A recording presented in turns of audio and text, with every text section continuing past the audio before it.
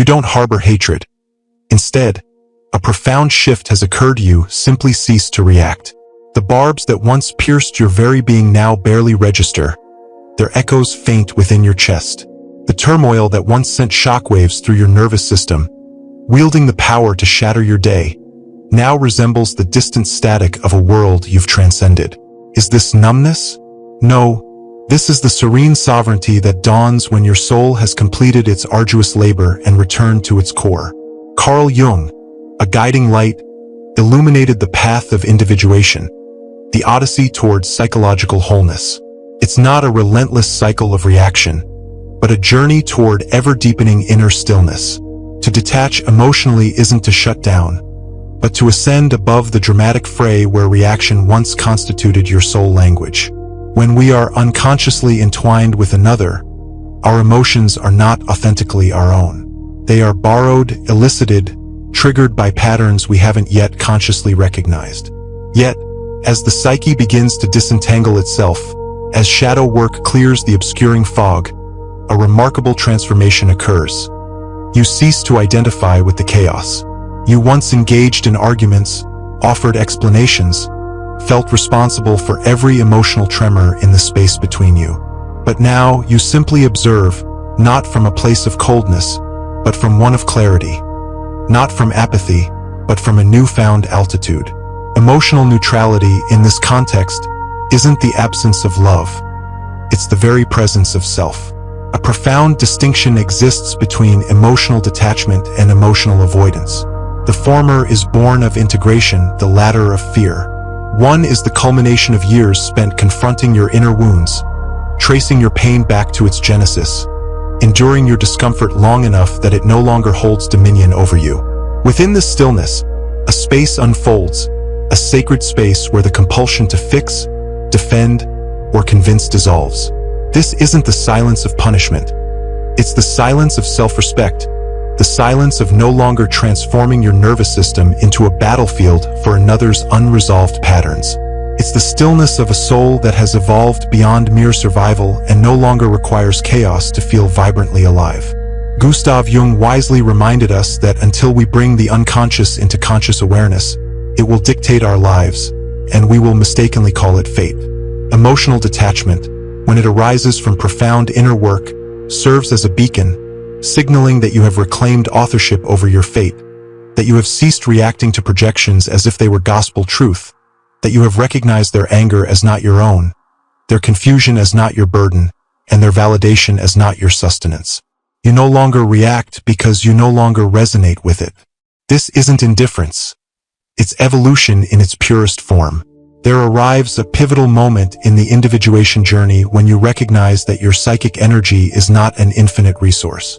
It's not meant to be scattered across every interaction, every provocation, every emotional plea. Carl Jung perceived psychic energy, what he termed libido, not merely as a sexual or instinctual drive, but as the very life force of the soul. It is the current that animates thought, emotion, creation, and meaning. Once you grasp its sacredness, you begin to guard it with reverence. Every reaction is a transaction, a subtle exchange. When you lash out, over-explain, chase closure, or become consumed by overthinking, you are expending that precious energy. It costs you not just time, not just peace, but a fragment of your very identity. You become lost in someone else's tempest, drawn into a performance that distracts you from your own center. After a time, you don't merely feel exhausted. You feel disoriented, disconnected from who you truly are, because you surrendered your energy to a chaos that was never yours to resolve. That is the hidden cost of emotional reactivity. It may feel justified in the heat of the moment, but it invariably leaves a residue, a depletion, a silence within that no longer feels like peace, but like emptiness. That is when the inner work truly begins. You embark on a journey to track where your energy flows. You observe how swiftly a single text can hijack your nervous system, how one unresolved conversation can occupy rent-free space in your mind for weeks on end. With that awareness comes a profound shift. The realization that not everyone is entitled to access your emotional field, that your presence, your listening, your caring are not mere obligations, they are sacred offerings. What once resonated as music, drama, intensity, emotional fireworks now simply registers as noise. Not because you've become numb, but because your inner frequency has undergone a transformation. The chaos that once mirrored your inner fragmentation now feels foreign, misaligned. You no longer dance to its tune. You choose stillness instead. You embrace the quiet path, the one that doesn't crave applause but offers profound rest to your soul. To reclaim your energy is to reclaim your very life. It is to declare, I no longer invest in conversations that leave me drained. I no longer perform for people who are committed to misunderstanding me. I no longer sacrifice my center for the illusion of connection. This isn't detachment. It's devotion, a devotion to your wholeness, to your clarity, to the life you are building from the inside out. The more diligently you conserve your energy, the more clearly you perceive. The more consistently you withdraw from reactive spirals, the more deeply you feel your own presence. This is the essence of evolution, not to rise above others, but to return to yourself so completely that you no longer leak into every moment of chaos. You've learned to guard your energy, not out of fear, but out of profound respect, because the woman you are becoming cannot be sustained by the habits that inside out. The more diligently you conserve your energy, the more clearly you perceive. The more consistently you withdraw from reactive spirals, the more deeply you feel your own presence. This is the essence of evolution, not to rise above others, but to return to yourself so completely that you no longer leak into every moment of chaos. You've learned to guard your energy, not out of fear, but out of profound respect, because the woman you are becoming cannot be sustained by the habits that once kept her in emotional survival. That shift is the dawning of true liberation. A silence descends after such emotional evolution, a stillness that isn't emptiness, but an unfamiliar landscape. After years spent defining yourself through reaction, through entanglement, through the insistent need to be understood, this withdrawal can feel like a banishment. But it isn't exile. It's an initiation, a crossing of the threshold. The loneliness that accompanies transformation isn't a punishment inflicted, but a sacred solitude bestowed. Carl Jung, a profound guide, termed this phase the sacred solitude of individuation, a necessary separation from the collective psyche to reclaim that which is most uniquely individual, most profoundly true, most utterly whole within ourselves. When you find you no longer resonate with dysfunction, you may often find yourself standing alone, not because you are unlovable, but because the old connections were tethered to the wounded self, and that self has quietly left the room. As you ascend into emotional neutrality, you become harder to reach, particularly for those who only knew connection through the language of chaos. Your newfound calmness feels like a cold distance to those addicted to the drama of it all. The boundaries you now erect feel like a stinging rejection to those who once thrived on your lack of them. Your silence echoes with such intensity that it compels others to confront the very parts of themselves they've long avoided. This is the price of evolution, you see. You lose people, yes, but in doing so, you ultimately find yourself. You grieve not only the loss of them but also the fading memory of the version of you who once needed them, who once tolerated the relentless noise, who once willingly played the role of rescuer, of peacemaker, of emotional container. That former version dissolves, leaving behind unfamiliar ground, quiet, still, and wide open with possibility. The mind, once a tempest consumed by emotional flares, now becomes a clear vessel for intuitive clarity. The heart, once inflamed by every reaction, now pulses with a gentle rhythm, unfazed by that which once felt utterly unbearable. But let there be no mistake, this space, sacred though it may be, can be profoundly disorienting. You'll yearn for someone to meet you here, to truly recognize the magnitude of your growth, to simply sit in the stillness with you. Sometimes they will, but more often than not, this is a path you must walk alone, especially in the beginning, because most people are not yet ready for the evolved version of you, the one who is no longer available for the roles they so readily assigned. Gustav Jung taught us that the very process of individuation demands that we cast aside the mask, the persona we present to the world, and confront what lies hidden deep beneath. In doing so, we strip away every illusion we once clung to in a desperate attempt to belong. This shedding of the old is not glamorous. It is raw, it is profoundly quiet, It is the soul's inevitable return to its own authenticity. When loneliness descends, do not fear it. Instead, honor it. It signifies that the noise has finally faded. The distractions have disappeared. The codependent attachments are loosening their grip. In the profound hush of that absence, something beautiful is stirring, awakening from a long slumber. You are no longer defined by what you tolerate.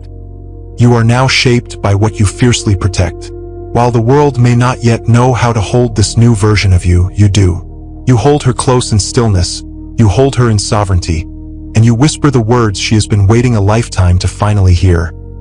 You are not alone. I am here, and I am not leaving this time. There comes a moment, a pivotal turning point in every deep transformation, where you realize with startling clarity that you are no longer the same soul.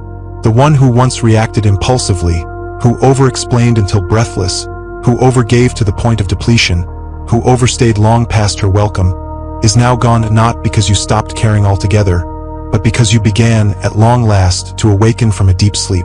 This awakening did not make you colder, harder, or less compassionate. It made you whole, complete within yourself.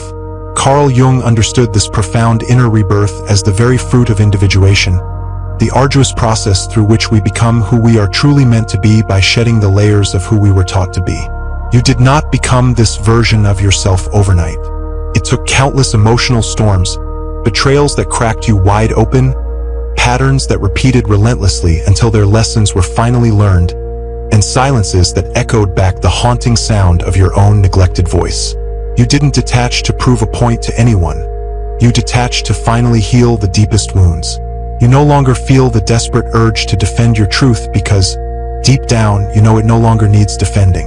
You no longer chase after closure, that elusive phantom, because peace is now something you freely give yourself, not something others owe you as some sort of debt.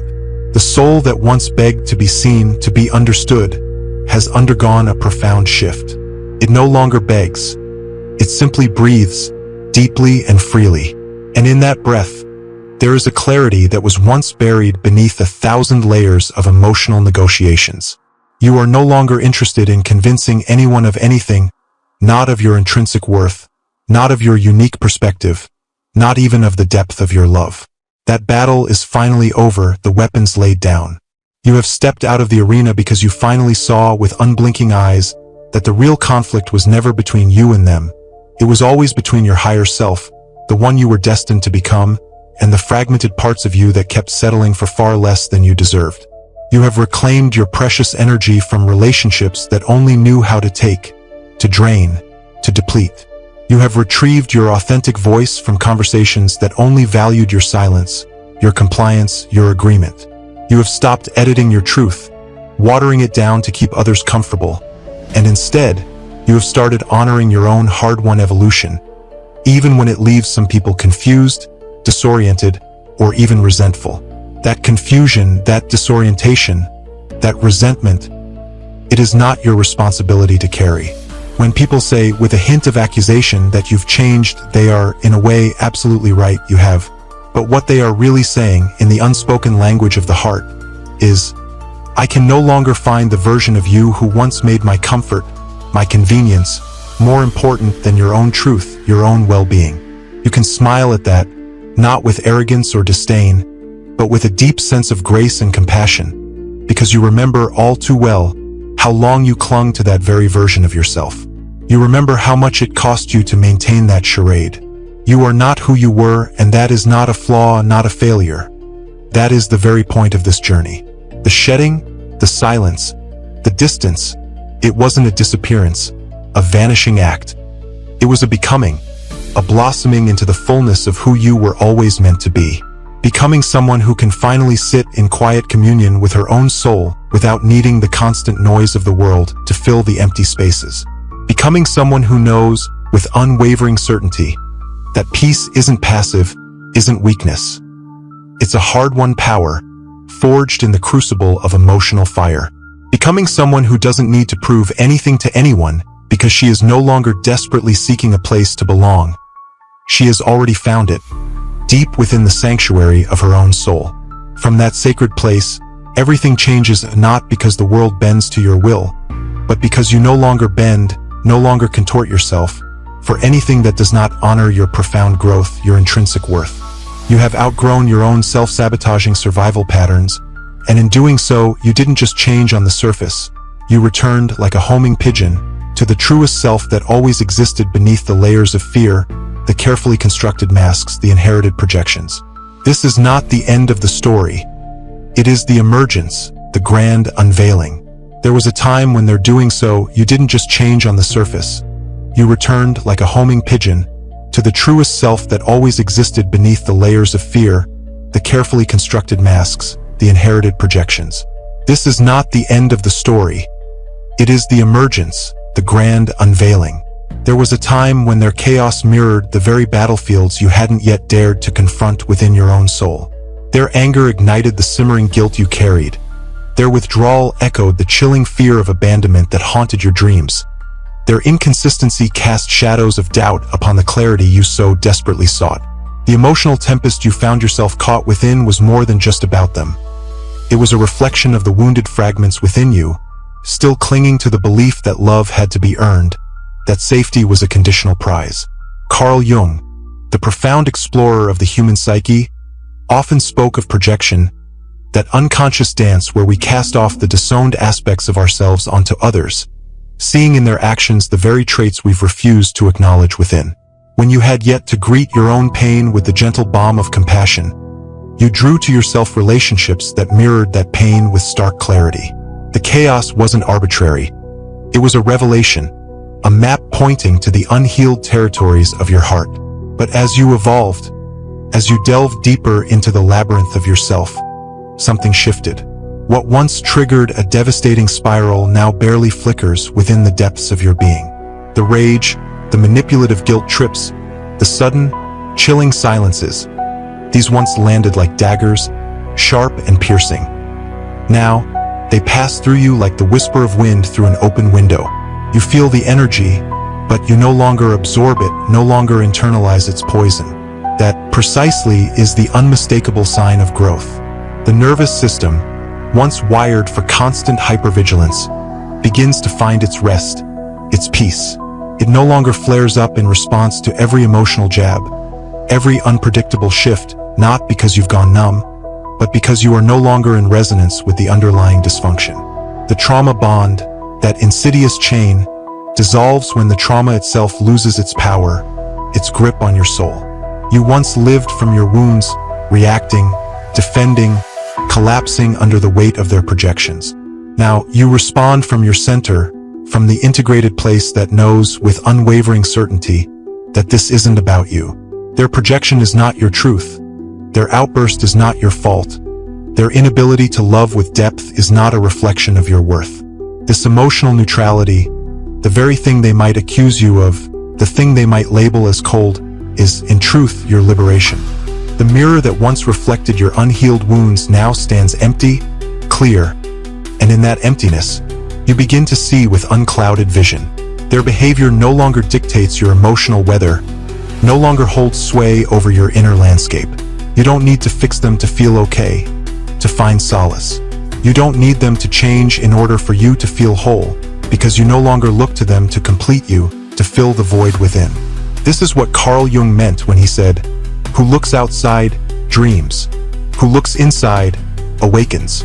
You have awakened, and the mirror is no longer a battlefield, but a lens through which you discern, with quiet power and unwavering resolve, what you will and will not engage with. You no longer need to react to the chaos, because chaos no longer speaks the language of your soul. Emotional neutrality is not indifference. It is the sacred fruit of shadow integration, the profound psychological process by which the fragmented, denied, and exiled parts of the self are brought into the illuminating light of awareness.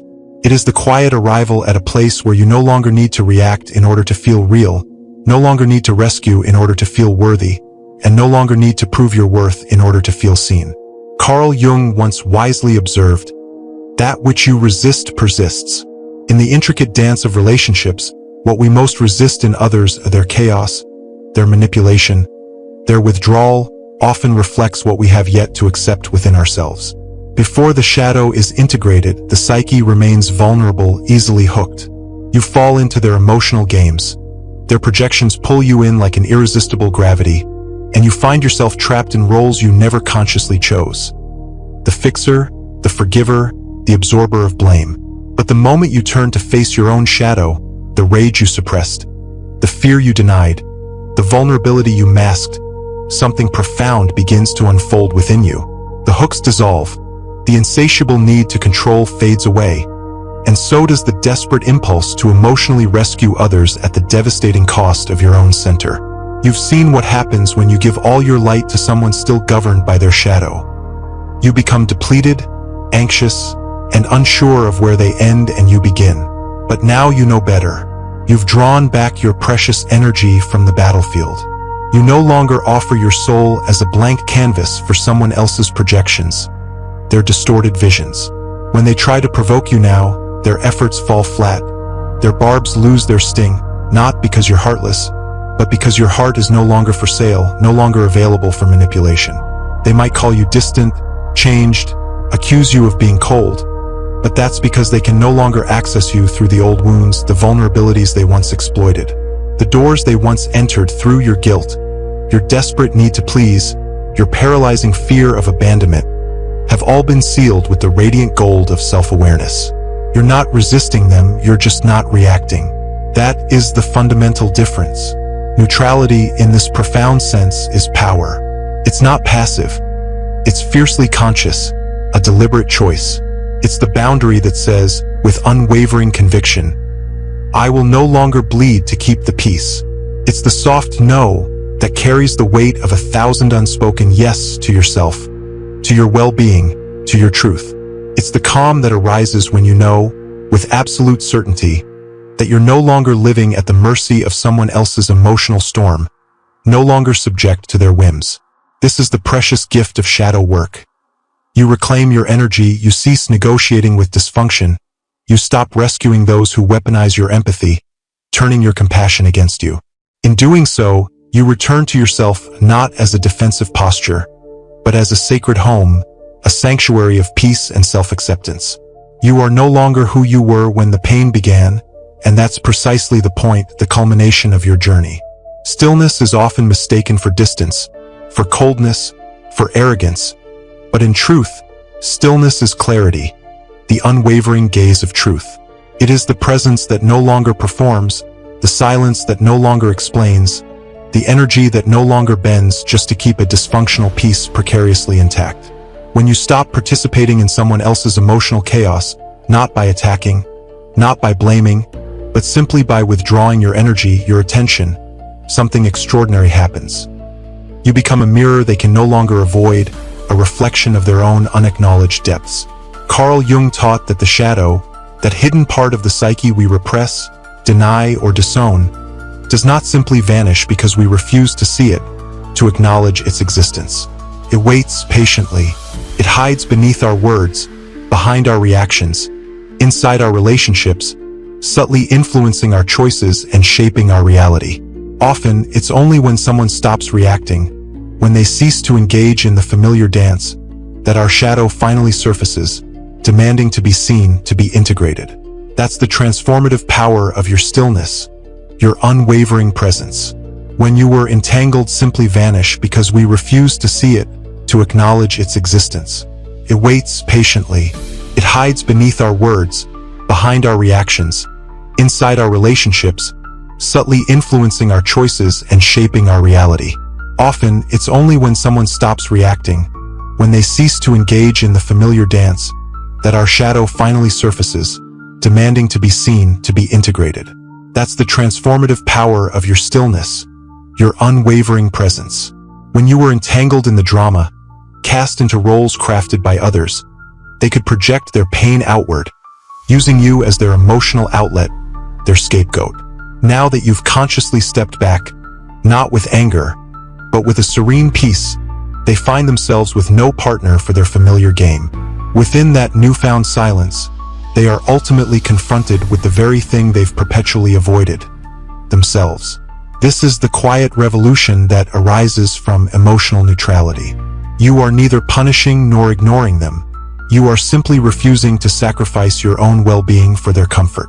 For those unaccustomed to confronting their inner wounds, this may feel like abandonment, yet in reality, it is a profound revelation. Your lack of reaction becomes a potent disruption to their unconscious patterns, silently declaring, "I am no longer available for projections." That truth, though unspoken, resonates like thunder. Most individuals are unaccustomed to being mirrored in silence. They are accustomed to provocation eliciting defense, guilt prompting explanation, and chaos demanding rescue. When all of that ceases, when you simply stand firm without aggression or justification, it creates a void. Into that void rushes everything they have long suppressed: fear, insecurity, shame, profound need. Your neutrality does not soothe their ego, it awakens their shadow self. Consequently, they might label you as cold, distant, or arrogant. Do not mistake their discomfort for your own wrongdoing, for what you are undertaking is sacred. You are choosing to conserve your energy instead of hemorrhaging it unnecessarily. You are stepping outside the psychic contract that implicitly states, "I will be responsible for how you feel." You are no longer buffering the consequences of their inner fragmentation. This is not cruelty. This is individuation. Carl Jung once stated, "Only the paradox comes anywhere near to comprehending the fullness of life." And so it is with your stillness. What appears as detachment is, in truth, a profound act of self-care. What feels like withdrawal is actually a sacred return to your own authentic truth. You didn't cease to care. You simply stopped abandoning yourself in the pursuit of someone else's comfort. By doing so, you become the mirror that invites others to fully, finally, and inescapably meet themselves. There arrives a moment on the path of individuation when the storms that once uprooted you begin to pass through without causing disturbance, where the voices that once pierced your self-worth now echo into a void beyond their reach. This is not numbness. This is evolution itself. This is what transpires when the soul proclaims itself from the battlefield of projection. You didn't disappear. You simply became unreachable on the frequency of dysfunction. Carl Jung reminded us that every psychic wound seeks resonance. That which we have not healed within ourselves, we unconsciously seek out in others, repeatedly, not to be hurt, but to be made whole. But once you've done the work, once you've encountered your own shadow, tended to your own wounds, and returned to your own center, something profoundly shifts. The chaos that once activated you now bores you. It no longer calls your name because you've ceased responding to its siren song. You are no longer in resonance with the energetic signature of blame, manipulation, or codependent intensity. What once felt magnetic now feels empty. What once triggered deep responses now passes through you like wine through trees, noticed perhaps but no longer absorbed. This is what peace accomplishes. It rearranges your nervous system. It rewrites your inner script. It renders you unavailable to the roles you once played. Those who knew how to find you in chaos, now they can't reach you, not because you blocked them, not because you harbor hatred, but because they only ever knew how to access the version of you that danced within their emotional tempest. Now that you've stepped out, they are left shouting into a silence they cannot penetrate. This is the profound beauty of emotional neutrality. It's not the absence of love, it's the presence of alignment. You've outgrown the game where love equates to sacrifice, where peace demands silence, where connection necessitates the loss of self. You no longer feel compelled to convince, to defend, or to fix because, in your stillness, you've realized the most sacred truth of all. Your peace is non-negotiable. That frustrates those who thrived off your reaction because, without your energy, the drama loses its potency. The script collapses, the dynamic dissolves. In that vacuum, they are left not with you but with themselves. Jung wrote, "The privilege of a lifetime is to become who you truly are." This is what that becoming manifests as: a gentle refusal to re-enter cycles you've healed your way out of, a quiet liberation from emotional traps disguised as connection, a sacred unavailability to everything that no longer resonates with your vibration. When they remark that you've changed, they speak the truth. You didn't lose your feelings. You simply stopped lending them to narratives that obscured your true self. Now, from this sanctuary of inner calm, you stand not above but beyond. beyond the chaos, beyond the pull, beyond the reach. They may say you feel nothing now, that you've become cold, that your silence must conceal something. Anger, indifference, some deeply buried resentment. But the truth is far more profound. You're not numb, you're finally whole. What others interpret as emotional emptiness is, in fact, a sacred fullness, an inner peace so unwavering that it no longer flinches when provoked. The absence they perceive is not a void. It's presence, your presence. That presence is no longer reactive. It is rooted, it is sovereign. You didn't lose your capacity to feel. You expanded your capacity to discern. You didn't stop loving, you stopped leaking. You stopped relinquishing your emotional energy to dynamics that thrived on chaos, confusion, and control. You stopped attempting to fix what was never yours to carry.